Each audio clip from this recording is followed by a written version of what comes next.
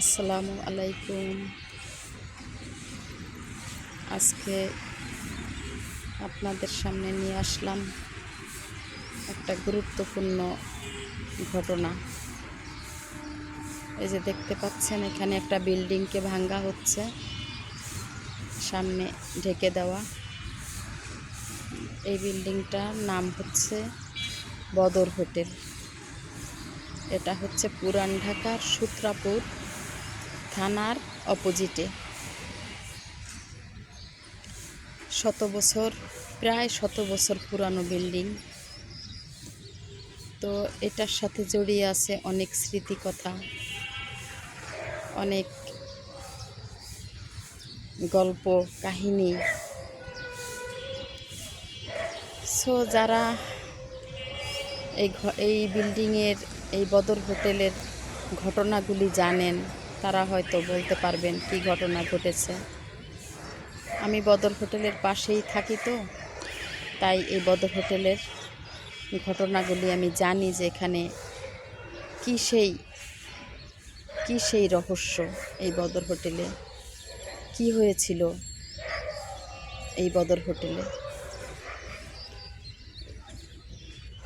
আজ থেকে প্রায় 20 বছর আগের ঘটনা। এই বদর হোটেলকে ঘিরে আছে অনেক বড় এক ঘটনা ঘটে গেছিল, যেটা পেপার, পত্রিকা, টিভি, ম্যাগাজিন সব কিছুতেই ভাইরাল ছিল। সারা বাংলাদেশে এমনকি বিশ্বেও ছড়িয়ে পড়েছিল এই ঘটনাকে কেন্দ্র করে। অনেক কালাম অনেক কিছু ঘটেছিল, অনেক কোটি কোটি টাকাও নষ্ট হয়েছিল। ঘটনাটা আমি শর্টকাটে বলবো। এই বদর হোটেলে মনির নামে এক ছেলে এই বদর হোটেলে এসে আত্মহত্যা করার চেষ্টা করেছিল। এর নেপথ্যে আছে কিছু কাহিনী। সেটা হচ্ছে, মনিরের বয়স ছিল 30 বছর। তো মনির 50 বছর বয়সের এক মহিলার প্রেমে পড়ে যায়, তার সাথে অবৈধ সম্পর্ক হয়ে যায়। সেই মহিলাও যথেষ্ট সুন্দরী ছিল, বিধবা ছিল। তো তাদের ভিতরে খুবই আন্তরিকতা ছিল, কিন্তু বয়সের ডিফারেন্সের কারণে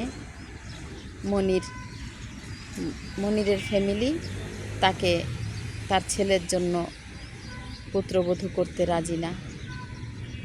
তখন মনিরের মা মনিরকে বিয়ে করিয়ে দেয় এক মুক্তিযোদ্ধার মেয়ে। মুক্তিযোদ্ধার নামটা আসলে আমার সঠিক মনে আসছে না, এত বছরের পুরানো ঘটনা তাই।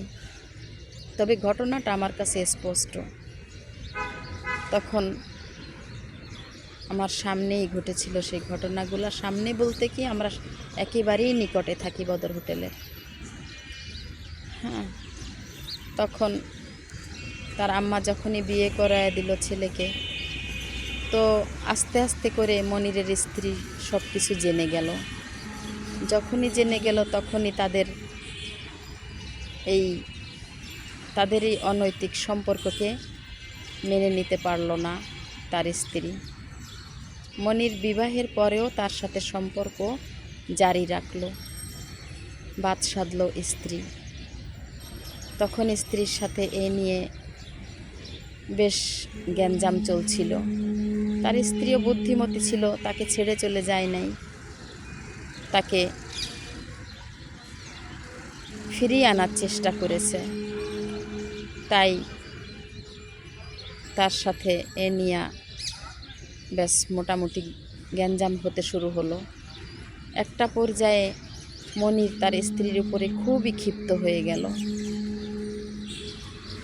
তার স্ত্রীকে সে সহ্যই করতে পারছিল না, কিন্তু ছাড়তেও পারছিল না মায়ের কারণে। তখন সে ডিসিশন নিল যে সে তার স্ত্রীকে মেরে ফেলবে। মনিরের আছে কোটি কোটি টাকা। সে চিন্তা করেছে যে আমি টাকা দিয়ে বেঁচে যাব, কিন্তু টাকা দিয়ে সব সময় বাঁচা যায় না। সো মনির কী করলো, তার স্ত্রীকে নিয়ে রওনা হলো চিটাগাং। চিটাগাং যাওয়ার পথে গাড়িতে সে নিজেই ড্রাইভ করে যাচ্ছিল। সে কোটিপতি ঘরের ছেলে হওয়ার কারণে তার বিভিন্ন রকমের বিলাসিতা, বিভিন্ন রকমের অভ্যাস তার ছিল। যেমন তার মধ্যে একটা মদ পানের অভ্যাস তার ছিল। তো গাড়ির ভিতরে মদের বোতল সবসময় থাকতো। তো মনির কী করলো, মদের বোতলটা ভেঙে সে তার ওই মদের বোতল দিয়ে সে তার স্ত্রীকে হত্যা করলো। ওই মদের বোতল তার পেটে ঢুকিয়ে দিল। স্ত্রীকে হত্যা করে গাড়ি থেকে একটা ডোবার ভিতর ফেলে দিয়ে সে গাড়ি নিয়ে চলল চিটাগাংয়ের দিকে। কিন্তু তার ভিতরে তখন অস্থিরতা কাজ করছিল। কি করলো, রাগের মাথায় করে ফেলেছে বা ঠান্ডা মাথায় করেছে, যাই হোক, কিন্তু হত্যা করার পরে সে খুবই অস্থিরতায় ভুগতেছিল। তখন সে এক পর্যায়ে মানে পাগলের মতো হয়ে যাচ্ছিল যে কি করলো এটা, সে কেন করলো, কি হবে এখন, এখন যদি তাকে পুলিশ অ্যারেস্ট করে, যদি তার ফাঁসি হয়ে যায়, যদি তার টাকা তাকে বাঁচাতে না পারে, এইসব বিভিন্ন চিন্তা ভাবনা তাকে অস্থির করে তুলল। সে চিন্তা করলো, যদি আমি তাকে ডিভোর্স দিতাম তা হতো আমার ফাঁসি হতো না, তো মেরে ফেললাম, এখন তো আমার ফাঁসি হয়ে যাবে। এই সব বিভিন্ন চিন্তা ভাবনা সে কেনই করলো, একটা নিষ্পাপ মেয়েকে সেভাবে হত্যা করলো, এটা তার ভিতরে অনুশোচনা জাগলো। এই অনুশোচনার থেকে তার ভিতর অস্থিরতা। এদিকে ওদিকে বিভিন্ন জায়গায় সে তার গাড়ি নিয়ে ছুটাছুটি করলো। ছুটাছুটি করতে করতে করতে করতে একটা পর্যায়ে সে আবার ব্যাক করলো, ঢাকায় ফেরত আসলো। ঢাকায় এসে কোথায় যাবে কোথায় পলাবে, সে নিজেকে এখন আত্মগোপন করতে চাইল। তখন চলে আসলো পুরান ঢাকায়। পুরান ঢাকায় এসে কোথায় থাকবে, সে তো কোটিপতি ঘরের ছেলে, যেখানে সেখানে থাকতেও পারে না। তখন সেই আসলো বদর হোটেলে, কারণ বদর হোটেল তো আবাসিক হোটেল।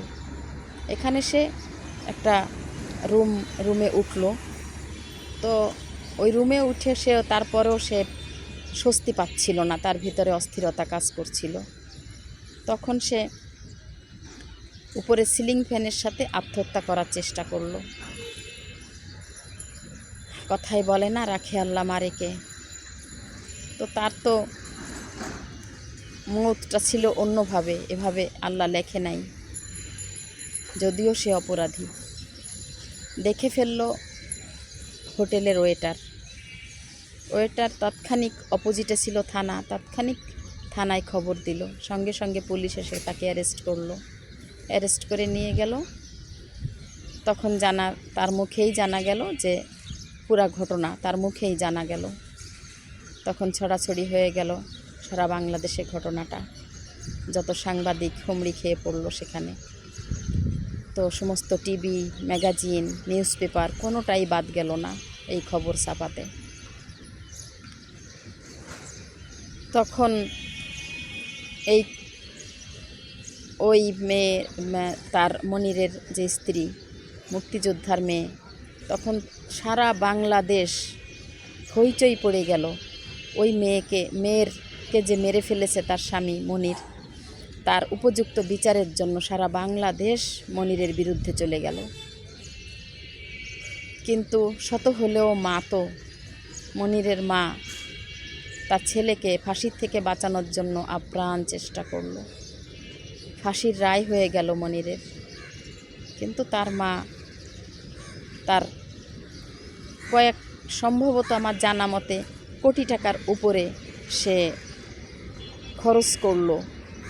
বিভিন্ন জায়গায় যেখানে যেখানে দেওয়া লাগে ঘুষ, সব জায়গায় সে দিল। সমস্ত অফিসার, জজ, ব্যারিস্টার সবখানেই সে এরকম কোটি টাকার উপরে সে দিল। তখনকার জামানায় কোটি টাকা, এখনকার জামানায় যদি 20 বছর আগে হয়ে থাকে তো এখনকার 1 কোটি, তখনকার 1 কোটি, এখনকার 10 কোটি। হ্যাঁ, তো কোটি টাকার উপরে সে বিভিন্ন জায়গায় ঘুষ দিল। কিন্তু তার ছেলেকে সে আসলে কতটুকু বাঁচাতে পেরেছে এটাই রহস্য।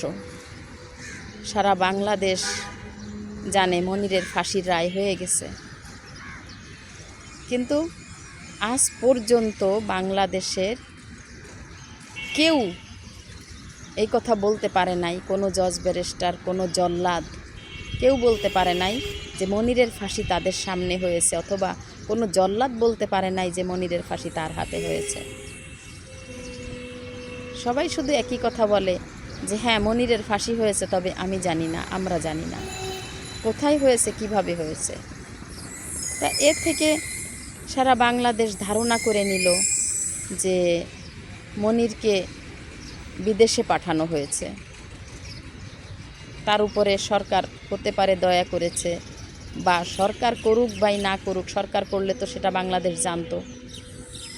হতে পারে জজ সাহেব তার উপরে দয়া করেছেন, তো তাকে ফাঁসি না দিয়ে দেশ ত্যাগ করার হুকুম দিয়ে দেন। এটা সারা বাংলাদেশের ধারণা। যেহেতু কেউ তার ফাঁসি দেখে নাই, তার লাশ দেখে নাই, কোনো জল্লাদ বলতে পারবে না, কোনো উকিল বলতে পারবে না, কোনো পুলিশ অফিসার বলতে পারবে না যে মনিরের ফাঁসি তারা দেখেছে। কেউ দেখে নাই, ফাঁসিও দেখে নাই, লাশও দেখে নাই, কবরও দেখে নাই, কিছুই দেখে নাই। সো এটা আইডিয়া করে নিল সারা বাংলাদেশ যে মনিরকে দেশ থেকে বহিষ্কার করা হয়েছে এবং সে এই দেশে আর কখনোই ফিরে আসতে পারবে না, এরকম কিছু একটা করেছে। এই হলো সেই বদর হোটেলের ঘটনা। এখন প্রায় 100 বছরের পুরানো এই হোটেল, এখন সেই হোটেলকে ভাঙ্গা হচ্ছে নতুন করে এর রূপ দেওয়ার জন্য। এখন আর হয়তো এই বদর হোটেলের নাম আর বদর হোটেল থাকবে না, যেহেতু এটা কোনো সরকারি হোটেল না, এটা কোনো মালিকানা হোটেল। তো সেই হোটেলটাকে নতুন করে ভেঙে নতুন করে অ্যাপার্টমেন্ট করার চেষ্টা করছে, অ্যাপার্টমেন্ট করবে। হোটেলটা অনেক বড়, সামনে এই যে এত বড় জায়গা, আবার পিছনে ওই যে পিছনে দেখতে পাচ্ছেন, পিছনে যে ওই যে জানালাগুলি ভাঙ্গা, ওই দিকেও পিছনে অনেক বড় জায়গা। এত সুন্দর একটা জায়গার উপরে ফ্ল্যাট বিল্ডিংটা হচ্ছে। অপোজিটে থানা, ডান দিকে একটা হসপিটাল, বাম দিকে মিলেনিয়াম হসপিটাল, ডান দিকে ক্যাপিটাল হসপিটাল। হ্যাঁ, তারপরে সামনে মসজিদ, সামনে বাজার, ভার্সিটি, মাদ্রাসা, কলেজ, মানে কোনো কিছুই এখানে বাদ নাই, সব কিছু এখানে আছে একেবারে ফ্রন্টে। এদিকে রাস্তা, এদিকে রাস্তা, অনেক বড় রাস্তা। তো এই হোটেলকে ভেঙে এখন উঁচুতলা বিল্ডিং করা হবে।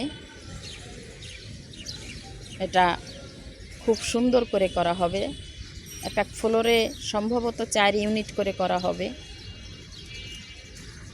আর খুবই অনেক চড়া দামে ফ্ল্যাটগুলি বিক্রি করা হবে। আমি যতটুকু জেনেছি 8,000 টাকা প্রতি স্কোয়ার ফুট এটা সেল হবে। হ্যাঁ, তারপরও যেমন জায়গা তেমন দাম, যেমন বিল্ডিং তেমন দাম, খুব হাইফাই করে করা হবে, এটা আমরা জেনেছি। আমরাও নেওয়ার ইচ্ছা আছে আমাদের। সো আল্লাহ যদি তৌফিক দেয় নিব। এই হচ্ছে সেই বদর হোটেলের ঘটনা, আপনাদের কাছে শেয়ার করলাম। কারণ এই বর্তমানে জেনারেশন যারা, তারা এই ঘটনা আসলে কেউই জানেন না। যাদের বয়স 30, 40, 30 বছর যারা, তারাও জানবেন না, কারণ আজ থেকে প্রায় 20 বছর আগের ঘটনা। যাদের বয়স 30, তাদের 30, এখন তাদের বয়স ছিল 10, তো 10 বছর বয়সের ঘটনা তারা বলতে পারবেন না। সো যাদের বয়স 40, 50, 60, 70, তারাই এই ঘটনাটা ভালো মতোই বলতে পারবেন। আর আমার যেহেতু বাসার সামনে এই ঘটনাটা এই কারণে ঘটেছিল, এই কারণে আমি একটু ভালো মতো বলতে পারি, এই জন্য ঘটনাটা আপনাদের সাথে একটু শেয়ার করলাম। আজ এ পর্যন্তই, আবার আগামী দিন নিয়ে আসবো কোনো ভিডিও। আসসালামু আলাইকুম।